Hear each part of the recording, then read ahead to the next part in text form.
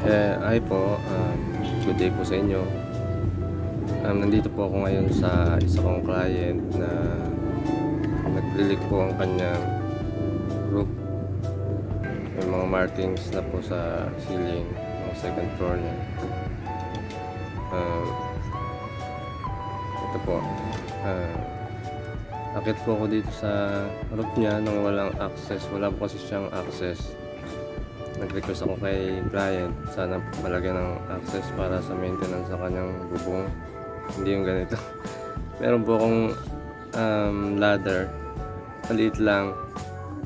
Yan, kailangan ko pagtsagaan para paakyat. Medyo buwis-buhay lang nga. Yan, dyan po ako aakyat sa taas.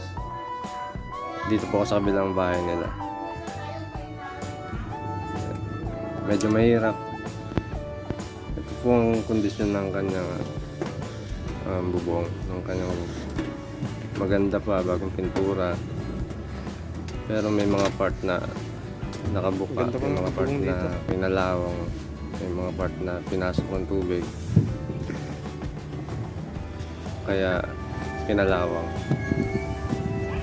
Pero maganda po, maganda pa ang finish. Diba?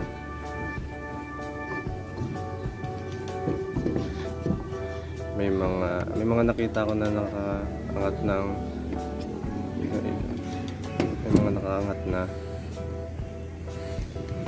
yung may concrete na nakaangat na rin, bumuka na yung pintura kaya pinasok ng tubig.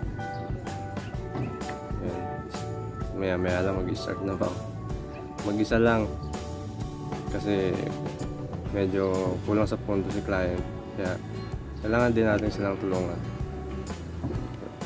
Kumita tayo ng konti, basta may kita okay na. Tanggalin niya mga yan. Ito po yung mga nakita ko na Kaya pumapasok ang tubig sa bubong niya.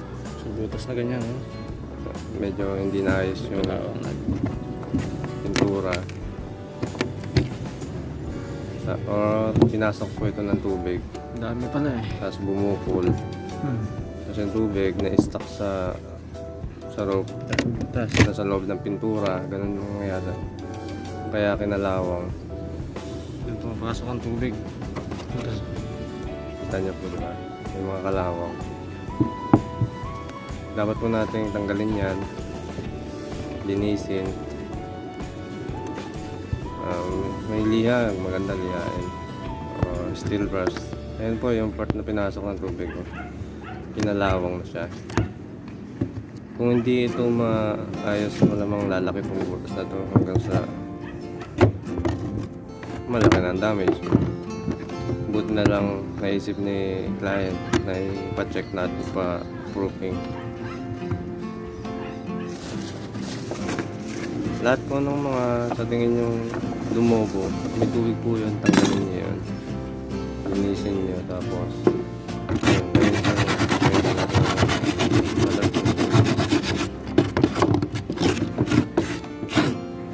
gamit ko pong waterproofing is primero.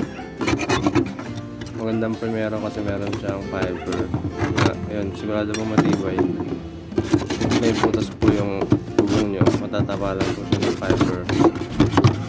Tapos yun, si waterproofing primero. Ilang beses ko na pong ginamit sa mga client ko, wala namang complaint. Merong 1 year na, merong 1 year na mahigit.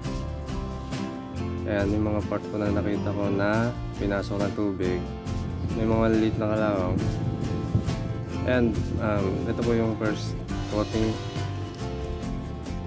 na ginagawa ko tuwing nagpapakita ako ng proofing. Kasunod po niyan, fiber. Medyo pangit pagkakaputol ko kasi walang kunting nadala. Pasensya na po kayo. Ngayon, kung kayo na pong gagawa niyan, pwede nyo, para maganda po tignan, pwede nyo gupitin, sukatin para mas maganda. Ngayon po kasi tulog pa yung naka-rent dito, tulog pa, hindi ko siya mapasok. Kausap ko si owner, sabi niya tuloy na ako sa taas. Yan, lahat po ng part na binakbak natin, lahat ng may mga kalawang, Damay nyo na rin yung mga pakuan, pamakuan. Sigurado pong hindi na maglilik yung ano nyo, yung roof nyo. Tapos tatagal pa pong buhay. Pagtas po nito, nag-request din si client na mapinturahan yung buong bubong. Kaso hindi pa sa ngayon. Kaya ang ginagawa ko ngayon, tinatapalan ko lang yung mga posibleng leak. Excuse me.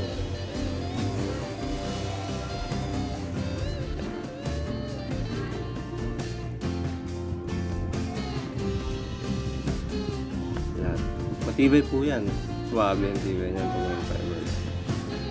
Sigurado bubong yung tatagal. Ang taas po ng mga second coating, tatapalan po yan ng bagong coat. Ayun po yung second coating. Pagkataas po nun, siguro, mga at least 1 hour to 2 hours, patungan nyo po siya ulit. Dry na po yun, maganda pong kapit. Patungan nyo siya ulit ng pang third coating. Ngayon kung gusto nyo patungan, pwede naman.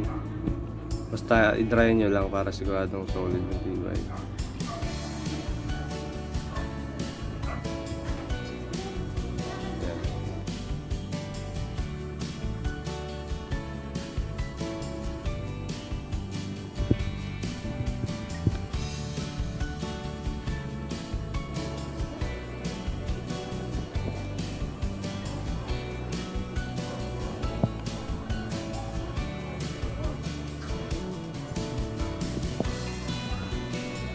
Yan. Lahat po i-second coat na natin. May mga area na po ako na hindi pinakita, pero ganito rin naman po ang ginawa ko. Yan, suppose lahat pa ng dugtungan pwede nyo lagyan. Yan na po yung lagyan natin ng grouping. Pwede na po siyang i-third coat. Final coating. Tapos yun, tapos na. Pag na final coating na natin, yan, matigas po yan pag natuyo. Primero po ang gamit na. Medyo nakakauhaw, medyo nainitan na ako, kaya ito, inom muna ako ng tubig. Salamat po sa inyo mga manonood. Huwag niyo po sana kalimutan mag-subscribe, share kung gusto niyo i-share. Pero hindi ko naman po kayo pinipilit, nasa inyo po yan. Sana po makatulong. Next painting po, papakita ko dito. Paintingan ko po itong aking pinaroofing. Salamat.